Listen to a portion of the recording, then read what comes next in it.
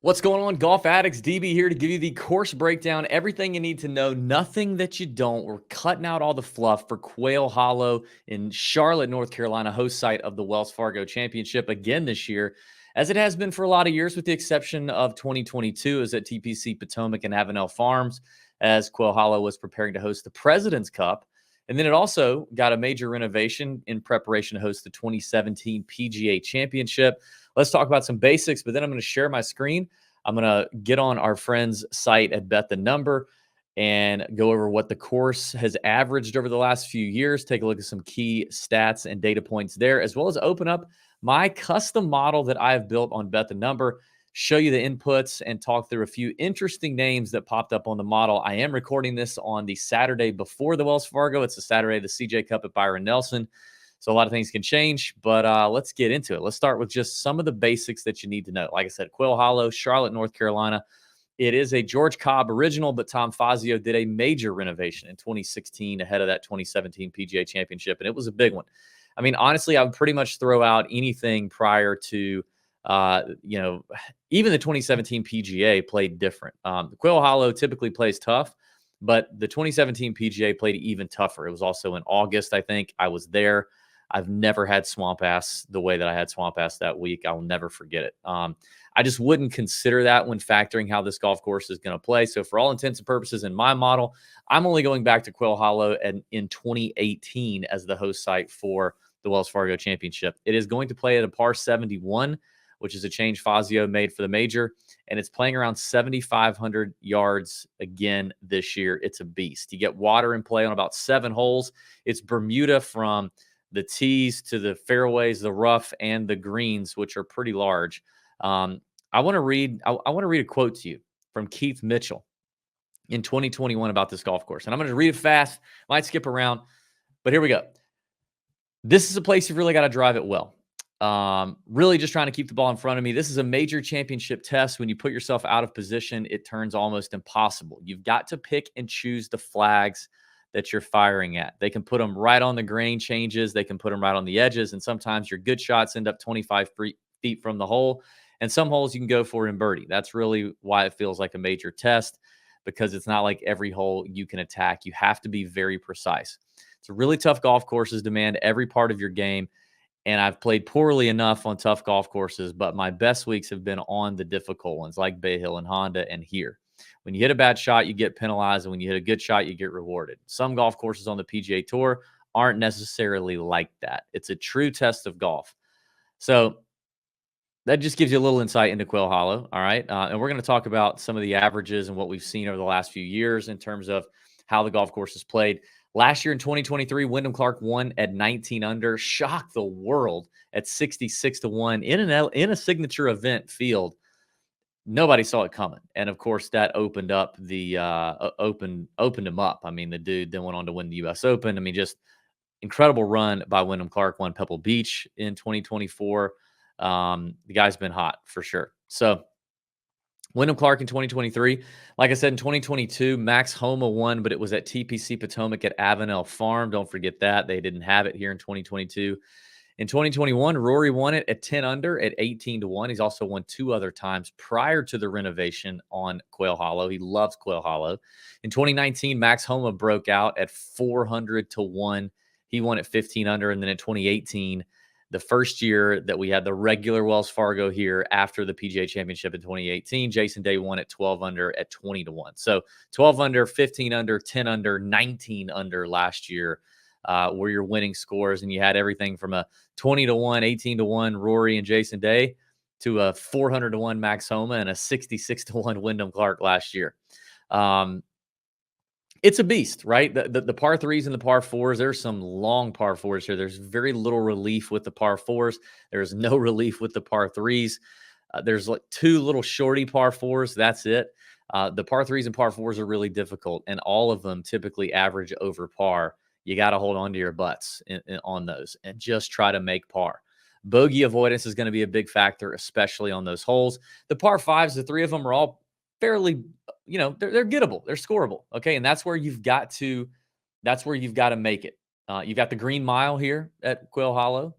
It's holes 16 through 18. 18 is the toughest hole on the course statistically, which is always fun to watch as it's coming in. Something to think about when you're looking at live bets.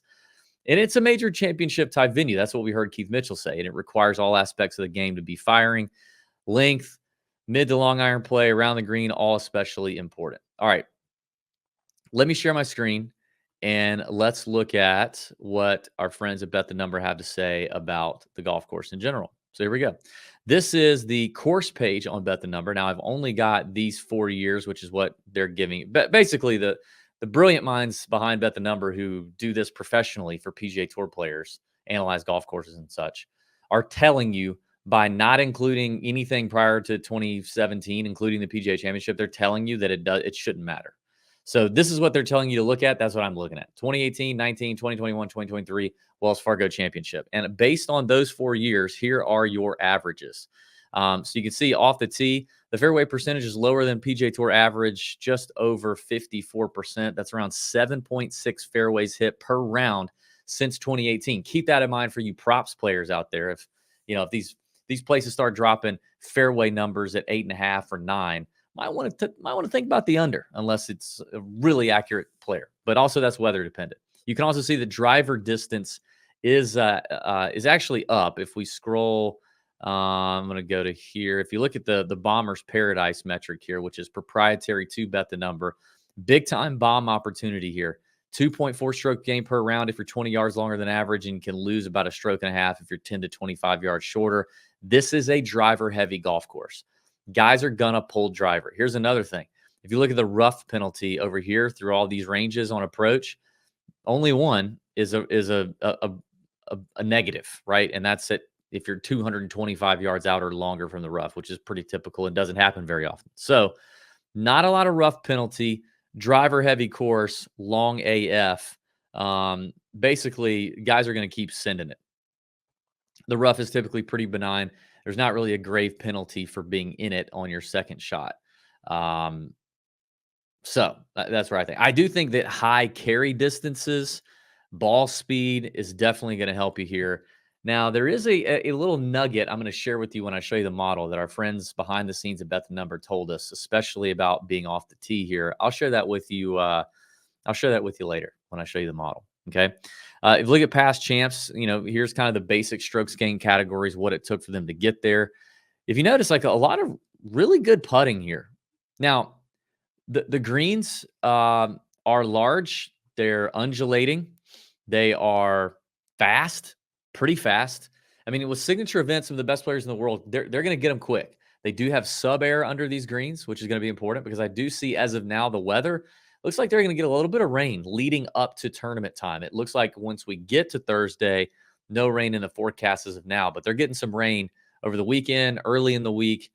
Things will probably be a little soft in the beginning, but they do have sub air under these greens and they can get them faster. And what we've also heard from people who've already scouted the golf course, like our friends at Bet the Number, is that the overseed, which you're going to see this, right? And listen, these people, the people behind the scenes at Bet the Number are at the golf course every single week. They're at every PGA Tour event, and they have relationships with players, caddies, coaches. They walk the grounds of these courses. They are going to dictate to you how the greens are putting based on what you see in their model. F anything else that you see or read on Twitter, on the GCSAA website, the PGA Tour website. Screw all of that. They are telling you, based on what's in the model, how they are putting.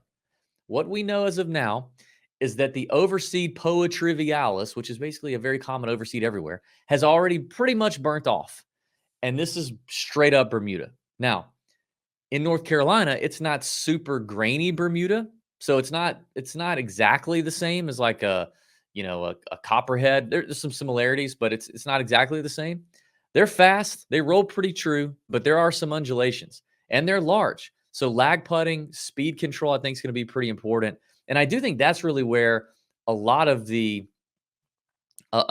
experience, here at Quail Hollow comes in handy. Is knowing these greens, knowing those undulations, knowing where you can attack those greens to feed in, whether it's on your approach shots, chip shots, or just when you're putting and you're trying to lag it up there and get it close. But you can see here with these winners, I mean, some serious putting performances from these winners. Now, Wyndham Clark, Max Homa, Jason Day, I'd argue, all three notably really good putters before, like, Rory, not necessarily, but really good putters. If we expand that out, look at the top 5 winners over these 4 years, you still see a lot of green in the putting.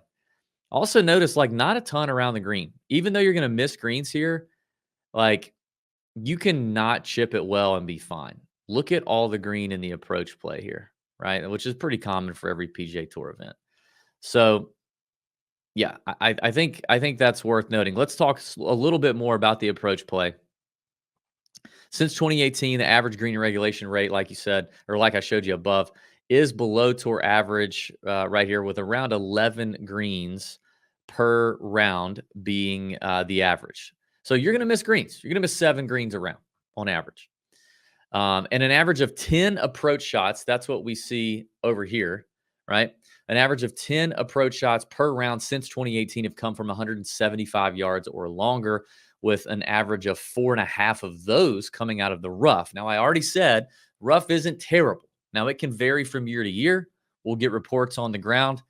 We'll have that up in the Tour Junkies Discord for sure. It can vary, but you're going to have to hit some approach shots from the rough. And the great news is, in the model, you can include that in the custom model on Bet the Number. So you can take into account approach shots from key distances from the fairway, from off the tee, and from the rough. Very good stuff there. So anyway, that kind of shows you what you need to know in terms of the approach play. And then around the green, as I mentioned, if I scroll down here, and this is our around the green box, what this side basically tells you is the difficulty relative to tour average. And I will say that basically, the good news is it's pretty average, or even easier than tour average in terms of difficulty around the greens. You're going to have to do it, but it's not super tough. Chip shots from the rough, you do get more of those. That's what this shows you over here. You get like a half a shot per round more from the rough chipping than you do from the fairway. And the fairway and bunker shots are pretty close. You get a few more from the tight grass and then some from the bunker. So a little bit of everything in the around the green play, but none of it super difficult. Okay. So that's kind of the course overview. Now I want to open up the model, show you what the model looks like, talk about a few key names, and we'll go from there. I do want to thank our friends at Bet the Number for hooking us up. BetTheNumberGolf.com. The link is in the description. If you've not already joined, you need to. We were about to be on an incredible run of golf through the summer and into the playoffs with signature events, the PGA coming up, US Open, the Open. All that great data is all there. Bet the Number launched on January 1st, and they have made up some ground in the marketplace extremely quickly relative to the competitors out there. And that's the biggest key. Behind the scenes at Bet the Number are owners who know what they're talking about, who know what they're doing, because before Bet the Number, they've done it professionally on the PGA Tour for about a dozen players on the PGA Tour now, in terms of evaluating golf courses, evaluating players, evaluating golf data, and being their data guys, right? And walking these golf courses every single week.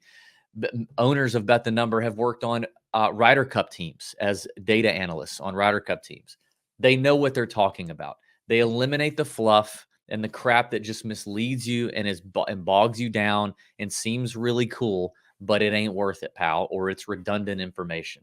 So I assure you that you will not only be satisfied with how easy it is to use Bet the Number, but the stuff that they do is second to none in terms of the knowledge they have. And if you're not really a big, like, I want to build my model guy, you can just go off the Bet the Number model, because every single week Bet the Number is going to build a unique course-specific model based on what they know. They're going to build it and make it public, so you can look at it and make all your bets, make all your props plays, all your DraftKings plays off of their model, and you don't have to do anything. Super easy. So sign up. Code TJ. Click the link in the description. Code TJ gets you $5 off your monthly subscription or $50 off your annual subscriptions. And if you are a member of our Discord, as you know, if you're a member of the Discord, you can DM myself, Tour Junkies DB. Send me a DM. Say, DB, hit me up with that one-time unique Bet the Number promo code. That is the biggest discount of any discount available on the internet, and I will hook you up. You will not be disappointed. It's a big one. Nobody gets a better discount than a Tour Junkies Discord member for Bet the Number. So we appreciate them for sponsoring the video. Shout out to our friends at Bet the Number. Click the link in the description. All right, let's look at my custom model then, shall we? I'm going to show you. All right, here's the custom model. I want to go to favorites only first. All right, because I don't want to give away the whole kit and caboodle. And I'm saying favorites, meaning like these are some interesting names to me. Remember, signature event, only about 70 guys in the field, no cut. And I built my model off of the bet the number model. So if you click this drop down, I could go to see these are all my models, but I could go to bet the number models and click on BTN Wells 2024, and you'll see how they built it. What I tend to do is take what they built and add my sauce to it. I salt bay that thing. I add my sauce to it. And that's what this is. So off the tee, ball speed, left rough tendency. Thank you to our friends at Bet the Number because this is, oh crap, I'm not even sharing my freaking screen. I'm sorry, guys. I'm an idiot. Here we go. Sorry. Here's the model. Okay. This is the drop down where you have all my models and you would have all your models. But if you scroll, everybody has this. You see BTN models public right here. Okay. You'll see BTN Wells right here. You can click on that and see it. That's where I'm pulling my stuff from. But then I make it my own. This is my own model. Okay. Off the tee, ball speed, bang, right here. Left rough tendency. Now, the reason this is in here is not because I know anything, but it's because the people behind the scenes at Bet the Number know something. And they know that at Quail Hollow, missing left off the tee is bad news. If you're going to miss at Quail Hollow, for the most part, you need to miss right. So, left rough tendency tells you how many times. And actually, what you can do is if you go here into the filters, and let's say we wanted to add a new stat, and we go here and we go to driving, left rough tendency, okay? As you hover, the PGA Tour definitions will load in right here because Bet the Number has a licensing deal with the PGA Tour, so all this comes in directly from them. This is the percentage of time a tee shot comes to rest in the left rough, regardless of the club, when the distance of the drive was determined by a laser. So, and then the way Bet the Number uses it is to say if you're in the green, that means Sepp Straka is number one in the field for not missing left. Okay. If you're 54th, like Hideki, you're towards the back end of this field of 70 players. You miss left a good amount. Okay. So that's why that's in the model. I don't share all my weights with everybody, but I share the categories. Okay. Last 30 approach. This is just overall. Last 30 between 175 and 250 yard strokes gained.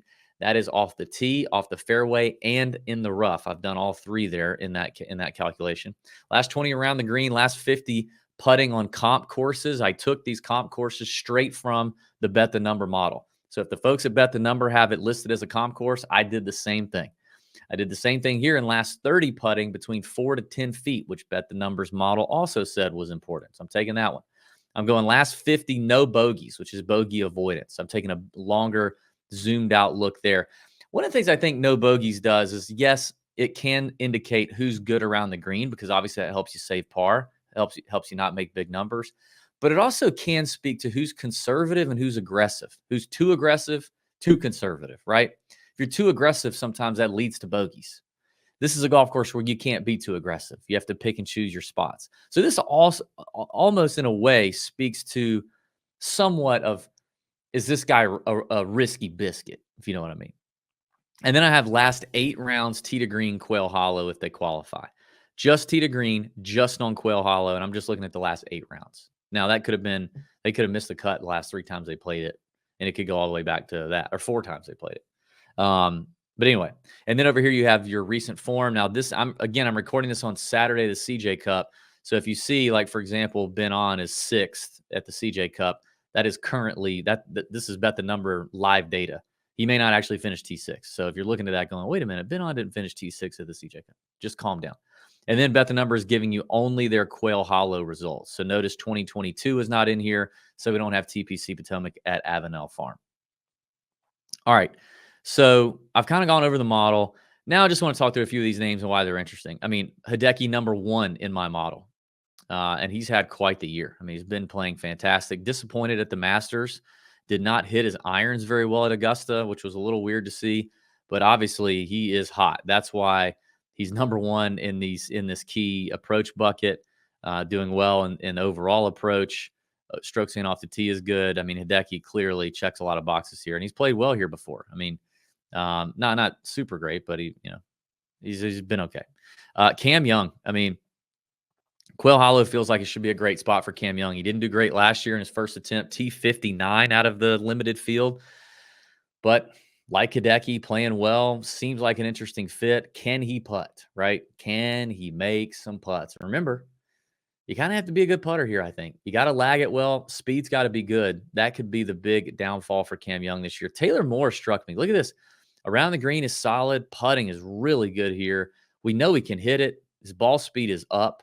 Strokes off the tee is good. He's just kind of middle of the road here, but middle of the road here in this field is pretty freaking good. And I'm curious to see Taylor Moore's value. We don't have odds yet. We don't have DraftKings prices. But I mean, if he's in that, 60 to 1, 50 to 1 plus kind of range, I'm going to be very interested in that. I think the guy has real game. He's a PGA Tour winner.